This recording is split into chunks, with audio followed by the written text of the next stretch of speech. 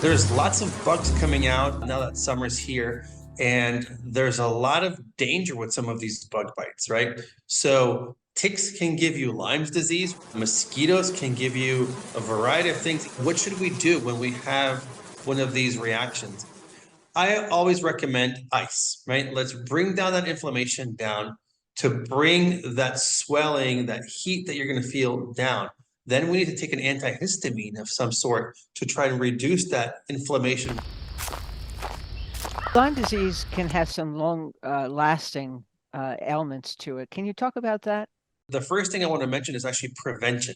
And the easiest way to prevent Lyme's disease, which is these little deer ticks, right? That you can get if you decide to go hiking and exploring the woods around your neighborhood or more in our national parks, is wear socks that are high and wear white socks, believe it or not, because when the ticks actually adhere to the socks, you're going to see them much easier. Lyme's disease can be a chronic condition. There is no antiviral really associated with it at this point, but there is ways of taking care of the situation with proper treatment. People are able to go back to a normal life, but it can become a chronic condition if it's not managed properly and quickly. How about West Nile? What would be symptoms of that and how can we treat that? So if we're going to look at something like West Nile virus, a mosquito-borne condition, the fevers and the body aches are probably one of the most common things that you're going to see with this. Due to climate change, there's a lot of diseases that are coming up from the south up north. You know, we never saw a lot of cases of dengue, right? Dengue fever, that happens due to mosquito bites. And we're seeing more and more out here. And dengue is not nice. It's not a thing that you want to have. It is very painful. And if you get it a second time, you get hemorrhagic dengue, and a lot of people die from that. Switching from diseases, let's talk about just the power of the sun during this time of year. Can we talk about ways to protect ourselves in the sun?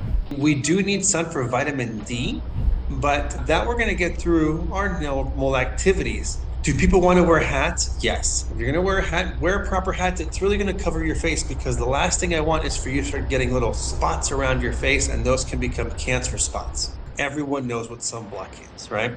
But what they don't know sometimes is how often to apply it and how to apply it. Sunblock is not lotion, right? Everyone uses sunblock and they just kind of rub it everywhere until it's gone. Once it's gone off of your skin when you apply it, it's not as good as if you leave a really thin white layer of sunblock on. Why is it important to prevent getting sunburn? So ultraviolet light will affect our DNA. It can go into our DNA and it can make changes in our DNA, and it can cause such changes that it can really shift our DNA structure and our protein production that can develop into a cancer. So there's no such thing as a healthy tan, right? The only healthy tan is those spray tans, right? Those are healthy tans. We need vitamin D, like I said. Vitamin D is very important. But the reality is that sun is also great for our mental health, right? So if not thinking of our skin, mental health-wise, it's very important to be out in the sun, because it cheers us up. In gloomy days, people are sad. And there is a whole circadian rhythm associated with being out in the sun.